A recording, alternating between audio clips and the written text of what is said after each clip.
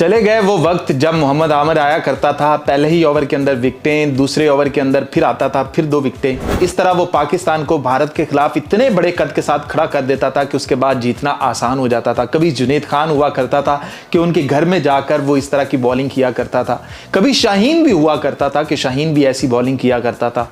लेकिन अब लग गया है पता कि शाहीन बूढ़ा हो चुका है। शाहीन की हड्डियों में वो जान रही नहीं कि भारत के खिलाफ फिर से वो वाली परफॉर्मेंसेस दे सके। भारत के खिलाफ तो वो आता है, पहली ही गेंद के ऊपर छक्का खा लेता है कि जहां पाकिस्तान पूरा प्रेशर बनाने की कोशिश करेगा वहां पर आकर वो यॉर्कर मारेगा, वो फुल लेंथ बॉल करवाएगा, क्या करवाएगा। आज उसने कहा कि मैं कुछ डिफरेंट करूंगा क्योंकि हर दफा तो मैं ये करता हूं और लोग मुझे मार रहे हैं। तो उसने शॉर्ट बॉल दी और शॉर्ट बॉल के ऊपर, पहली ही बॉल के ऊपर जब छक्का आ जाए तो पीछे मैच कुछ बचता नहीं, क्योंकि यहां पर आप ही पाकिस्तान के प्रीमियम बॉलर हो।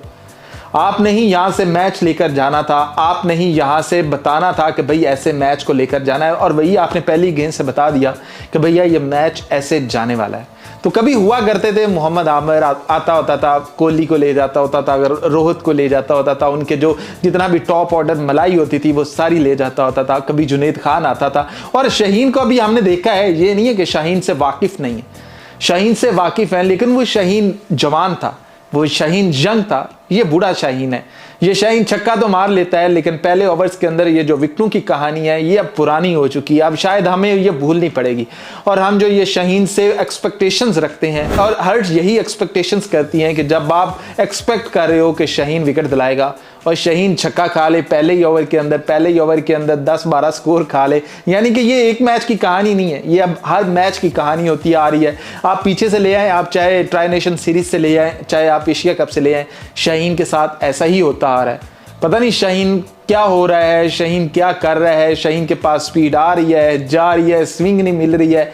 मतलब बाकी कुछ बॉलर्स को तो स्विंग भी मिल जाती है, कुछ हो ही जाता है, कुछ छोटा मोटा चल ही पड़ता है, लेकिन पाकिस्तान के साथ ऐसा नहीं हो रहा है, शाहीन के साथ ऐसा नहीं हो रहा है। क्योंकि शाहीन, आमिर, जुनैद खान, मोहम्मद इरफान, यही वो बॉलर होते थे जो शुरू में इंडिया के खिलाफ जो मोमेंटम को पकड़ते थे, जो लेकर आते थे। नसीम शाह भी कभी कभार हुआ करता था। अब वो कहानी रही नहीं, अब वो बात रही नहीं, तो अब मैच जीतना भी रहा नहीं, हम भी मैच नहीं जीत पाते हैं। तो मैच बनता ज़रूर है, लगता भी है कि ये पाकिस्तान जीतेगा, लेकिन फिर कहते हैं कि यार काश वो पुराने वाला शाहीन लौट है, वो आमिर लौट है, या इनकी जगह कोई और बॉलर आ जाए जो इस तरह का वो मोमेंटम दिला दिया करे, जो इस तरह की चीज़ें दिला दिया करे। तो अब वो चीज़ें होती नहीं, वो कर नहीं पाते हम। पता नहीं कब होगा, फिर कब होगा, पता नहीं। अब हम फाइनल में जाएंगे, कैसे जाएंगे, श्रीलंका को हराएंगे, बांग्लादेश को हराएंगे, फिर हम फाइनल में जाएंगे, फिर वहाँ पर क्या करेंगे, वो कहानी अब अलग है, वो डिबेट अब अलग है। डिबेट यहाँ पे ये है कि हमारा प्रीमियम बॉलर फेल हो रहा है, और बार बार फेल हो रहा है, और लगातार फेल हो रहा है। तो यही पाकिस्तान को सबसे बड़ा कॉस्ट कर रहा है। पाकिस्तान की यही बैकफुट पर आने की वजह है। पहले हमारे स्पिनर्स मैचेस को लेकर आ रहे थे, लेकिन स्पिनर्स ने मार खाई है, रज के खाई है आज। और एक तो हमारे कप्तान साहब को भूल भी गया था कि मेरे पास और भी स्पिनर है, नवाज भी है, मेरे पास हुसैन तलत भी है, तो वो शायद भूले हुए थे।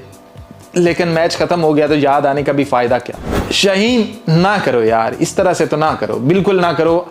हमें ये तुमसे उम्मीदें नहीं है। तुम पाकिस्तान के वो वाले बॉलर हो जिसके ऊपर यकीन रखते हैं कि यार ये आएगा ना अभिषेक शर्मा को पकड़ लेगा, ये आएगा ना उनके गिल को पकड़ लेगा। लेकिन गिल को पकड़ना, अभिषेक शर्मा को पकड़ना एक अलग कहानी है।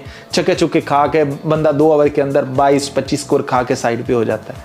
तो ये मसला है पाकिस्तान के साथ, और यही मेन वजह है।